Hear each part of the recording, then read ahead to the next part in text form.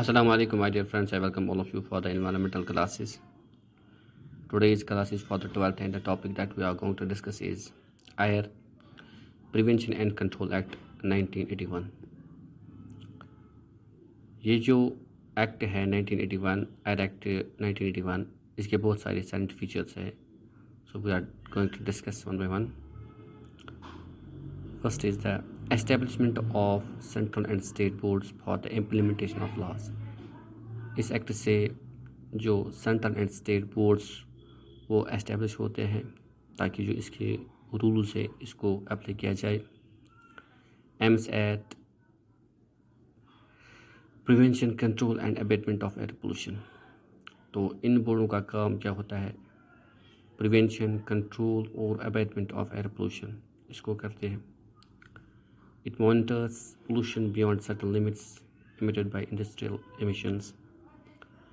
तो ये जो हमारे इंडस्ट्रियल यूनिट्स होते हैं इनमें जो इमिशंस निकलते हैं, गैस इमिशन, तो उसको ये मॉनिटर करते हैं. इसकी जो लिमिट है उसको देखते हैं. The central pollution board control board implements legislation to improve the quality of air so prevents air pollution. तो दूसरा जो हमारा इसका फीचर है, जो सेंट्रल पोल्यूशन बोर्ड होता है तो ये इम्प्लीमेंट लॉज करता है ताकि जो एयर क्वालिटी है इसको इम्प्रूव किया जाए. इससे जो एयर पोल्यूशन है वो कंट्रोल होता है. It also provides technical assistance to state boards in addition to setting standard of quality of air.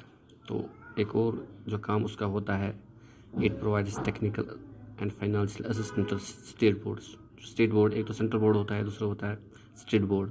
जो स्टेट बोर्ड्स होते हैं इनको ये टेक्निकल असिस्टेंस करता है, इक्विपमेंट्स फराहम करता है या फाइनेंस असिस्टेंस करता है ताकि ये अपने जो बोर्ड्स को इनको सेटअप किया जाए और जो क्वालिटी ऑफ एयर है इसको मेंटेन किया जाए. It collects and disseminates information in respect of air pollution. Air pollution के मतलब जितनी भी जो इंफॉर्मेशन होती है इसको कलेक्ट करना, फिर इसको स्टेट बोर्ड तक देना, ये सेंट्रल बोर्ड का काम होता है ताकि जो एयर क्वालिटी है इसको मेंटेन किया जाए, इसको ठीक किया जाए. State boards advise state government on matters of concerning prevention and control of air pollution. जो स्टेट बोर्ड्स होते हैं तो ये स्टेट गवर्नमेंट को एडवाइस करते हैं कि किस जगह पे एयर क्वालिटी कैसी है या इसको किस ये जो इंडस्ट्रियल एरिया से इनको कैसे कंट्रोल किया जाए या जो एमिशन से इनको कैसे कंट्रोल किया जाए. तो ये स्टेट बोर्ड्स का काम होता है. State boards inspect air pollution control areas at regular intervals. State boards में रिकॉग्नाइज और establish A laboratory for this purpose. तो ये जो स्टेट बोर्ड्स है ये इंस्पेक्ट करते हैं पोल्यूशन कंट्रोल एरियाज़ को रेगुलर इंटरवल्स में. दूसरा है कि ये एस्टैब्लिश करते हैं लेबॉर्ट्रीज़ को ताकि इस वहाँ पे जो टेस्टिंग हो जाए कि एयर क्वालिटी कैसी है, तो इस एस्टैब्लिशमेंट करते हैं, रिकॉग्नाइज करते हैं लेबॉर्ट्रीज़ को. State government has powers to declare air pollution central area after consulting with the state board. तो स्टेट गवर्नमेंट होती है तो कोई भी जो इंडस्ट्रियल एरिया जो होता है इसको ये डिक्लेयर करते हैं प्रिवेंशन कंट्रोल एरिया जब ये स्टेट बोर्ड से पहले कंसल्ट करते हैं. In the same manner as state government can continue instructions to ensure standards of emissions from the automobiles restrict certain industrial units.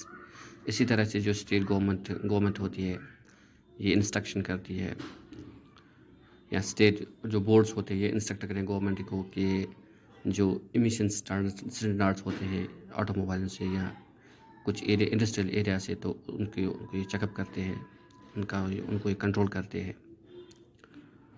इसी तरह से any person who controls any provision of the act is punishable with imprisonment for a term of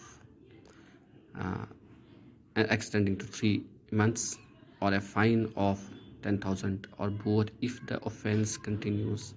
An additional fine may extend to reach 5,000 per day. इसी तरह से अगर कोई इस pollution की खिलाफ वर्जी करता है तो या इस एक्टों की खिलाफ वर्जी करता है तो उसको फिर इम्प्रिजनमेंट होती है. तो जो ये इम्प्रिजनमेंट होती है ये 3 मंथ की होती है और उसमें फ़ाइन लगता है 10,000 का. वो अगर कंटिन्यू होगा वो बाज ना आया तो उसको पर डे 5,000 का फ़ाइन लगता है। तो ये है हमारा पोल्यूशन एक्ट 1981।